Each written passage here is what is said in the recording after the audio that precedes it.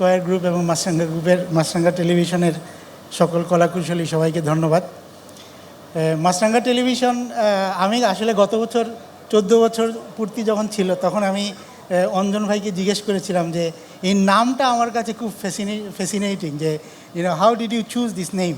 হ্যাঁ, অন্যান্য অনেক টেলিভিশনের চেয়ে it's a very interesting naming for a TV channel. এবং আরেকটা জিনিস ভেরি ভেরি ইম্পর্টেন্ট, যে মাছরাঙ্গা হচ্ছে বাংলাদেশের মানে প্রথম যেটা হাই ডেফিনেশন টিভি চ্যানেল ছিল। তারপরে আমরা আরও কয়েকটা টিভি চ্যানেল আমরা পেয়েছি। সো আমি কেক সামনে নিয়ে বেশি কথা বলবো না। আমি যেহেতু সময় সুযোগ সব কিছু মানে বিবেচনা করে যখনই টিভি দেখার সুযোগ হয় তখন আমি আসলে মাছরাঙ্গা টেলিভিশনের দুইটা অনুষ্ঠান, আমি অন্য অনুষ্ঠানকে ছোটো করতেছি না, এই দুইটা অনুষ্ঠান আমার কাছে ভালো লাগতো। যে আপনাদের একটা প্রোগ্রাম ছিল রাঙ্গা সকাল, ওইটা আমি মাঝে মাঝে দেখতাম এবং সে নিউ সব নতুন কিছু জিনিস কী জানা যাইতো। আর আরেকটা জিনিস হচ্ছে যে বাউলিয়ানা, যে একটা বাউলদেরকে নিয়ে একটা প্রোগ্রাম ছিল, magic Baulyana, right? So that also I enjoy. So আমরা আশা করি যে once again I am not saying that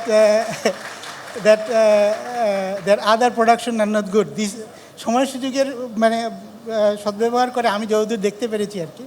so আমি আশা করি যাতে করে মাছরাঙ্গা টেলিভিশন যেভাবে বস্তুনিষ্ঠভাবে এবং উইথ কোয়ালিটি কন্টেন্ট যেভাবে প্রডিউস করে যাচ্ছেন, মাছরাঙ্গা টেলিভিশন আগামী 15, 30, 35 বছর 50 বছর একইভাবে বেঁচে থাকবে এবং বাংলাদেশের মিডিয়া জগতে ইনশাল্লাহ মাছরাঙ্গা টেলিভিশন তার যথাযথ ভূমিকাটা রাখবে। আপনাদের সবাইকে ধন্যবাদ, আমাদেরকে ইনভাইট করার জন্য ধন্যবাদ।